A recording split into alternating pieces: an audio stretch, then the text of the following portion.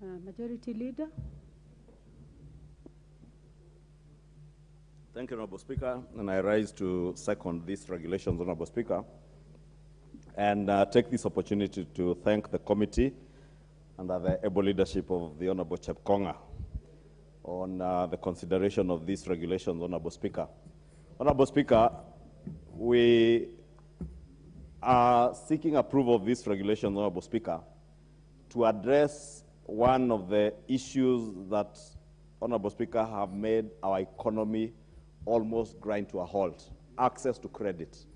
Honorable Speaker, these regulations are not just talking about access to credit, but they are speaking to inclusion of segments of our population and our economy who are left out of the credit system in this country, Honorable Speaker, and especially the unwaged population, Honorable Speaker, who cannot access credit. And those are the people the chair has referred to: the mamambogas, the border borders, kiosk owners, and all manner of entrepreneurs, including, Honorable Speaker, people who are jobless, people who organize themselves in chamas and merry-go-rounds, Honorable Speaker, and basically have no access to any manner of formal credit.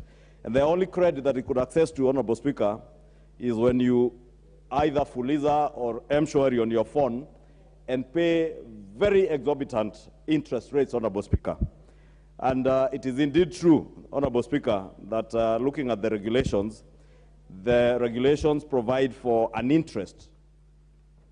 And it is important, Honorable Speaker, because a lot of naysayers have spoken to the issue of interest.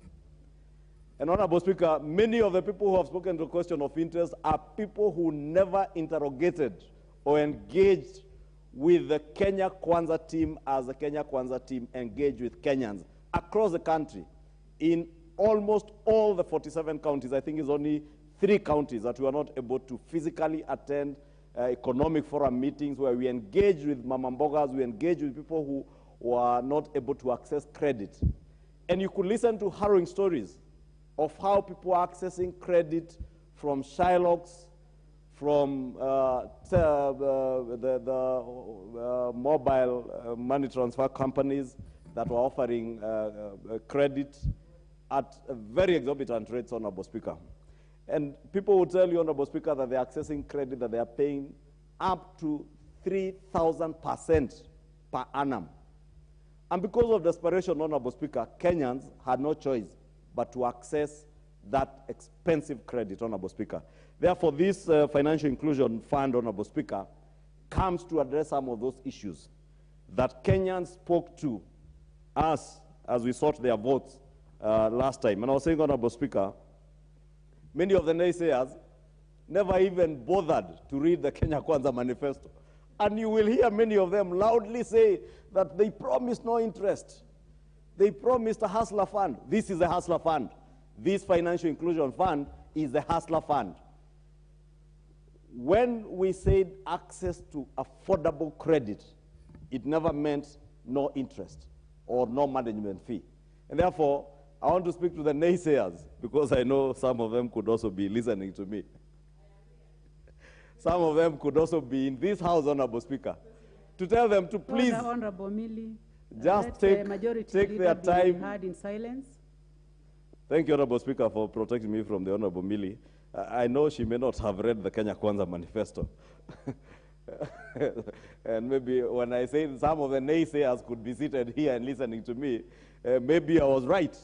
And I want to invite them to interrogate and to read our Kenya Kwanza Manifesto and see that indeed we spoke to the issue of access to credit and affordable credit. And that affordable credit is what now is being offered to the people of Kenya through this Financial Inclusion Fund. At an interest rate, Honorable Speaker, if you look at Regulation 22, it provides for a rate of interest or administrative fee that is payable by a maximum rate of 8% per annum. It is 8% per year. You borrow 100,000 shillings, you only pay 8,000 shillings for the year. So, Honorable Junet, if your calculator is near you, you can calculate how much that is, because I had you doubt when the chair spoke of 0.000 something per day. But Kenyans have been paying not an interest rate of 8% per annum, they have been paying an interest rate of 10% per day, and they have been accessing credit at that rate.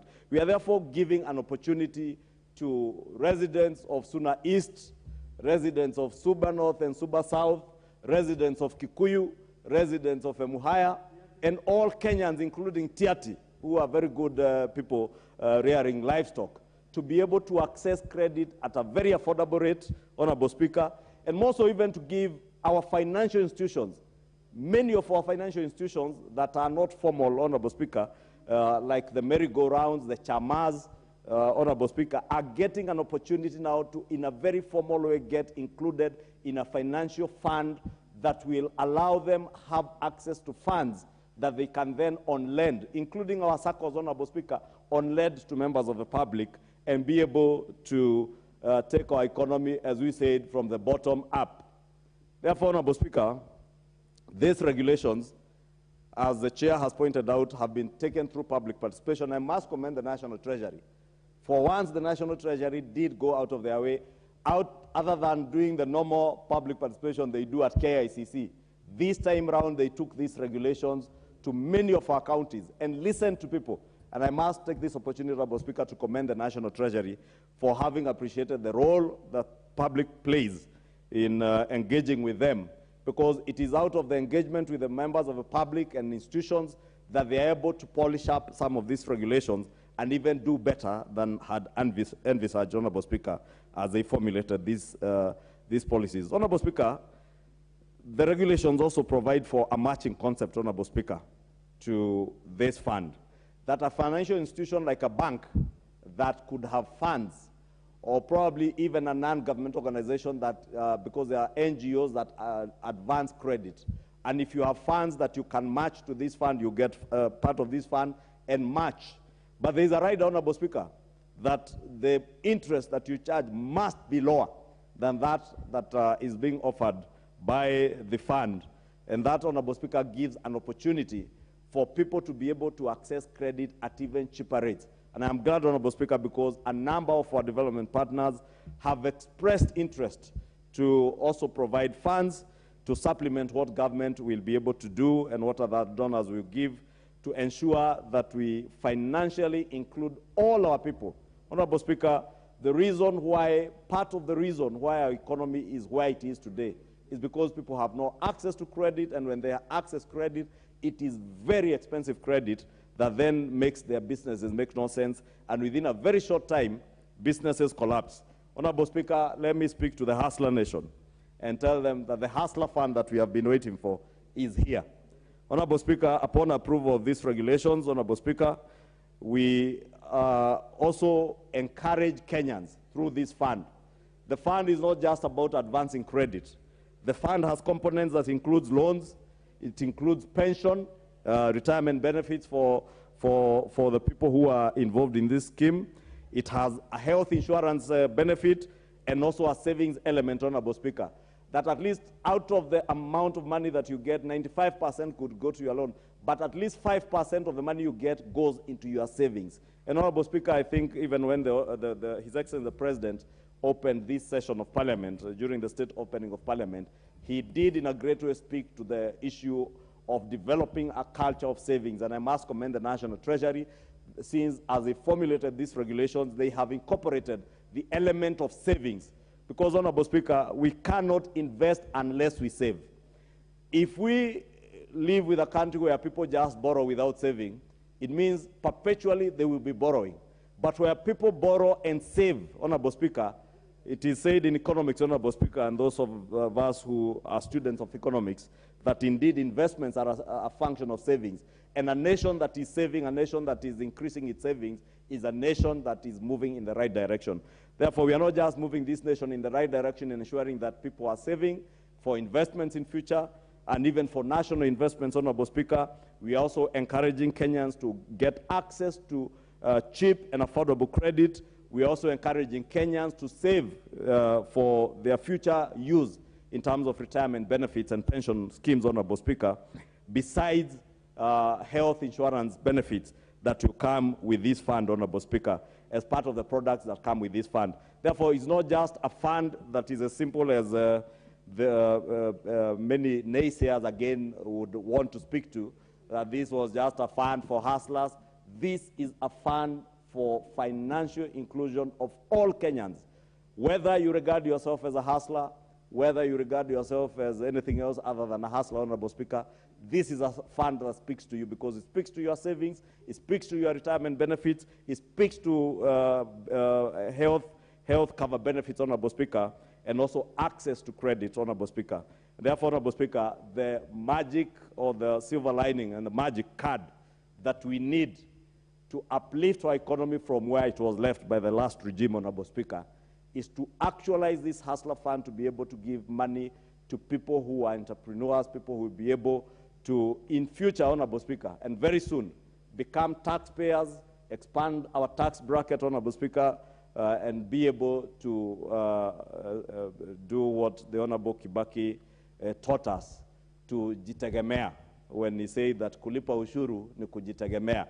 Honorable Speaker, the surest way to end the cycle of borrowing by government is to ensure that we make sure that all our people have access to funds that are affordable to them, funds that they can borrow, utilize for business, make profits, and pay taxes out of those profits. And those taxes then will be able to offer the same services, goods and services that we envisage to get from our government, Honorable Speaker. And with that, Honorable Speaker, I beg to second this motion and ask members to support the passage of these regulations because they are indeed critical for our economy and the financial inclusion of those who have been excluded in the past. There are those, Honorable Speaker, who believed that financial inclusion should only be for those with means. It is our contention, Honorable Speaker, that everybody has the capacity to model himself or herself into an entrepreneur, including not just mama mbogas, even our house managers at home, our mothers, our sisters, and even some fathers and brothers who are unemployed, but they come together in chamas and merry-go-rounds in our constituencies. They are fishermen who fish and market their fish collectively by the shores of lakes and rivers where they are fishing, and they form simple chamas and lend each other money, Honorable Speaker, and we are telling them that now they have an opportunity to be included in a formal fund where they will be able to access formal credit and in a manner that they will not be asked for a logbook, a title deed, or any manner of security. Very soon, Honorable Speaker, we'll be graduating many of our young entrepreneurs and young hustlers into seasoned entrepreneurs who can then access even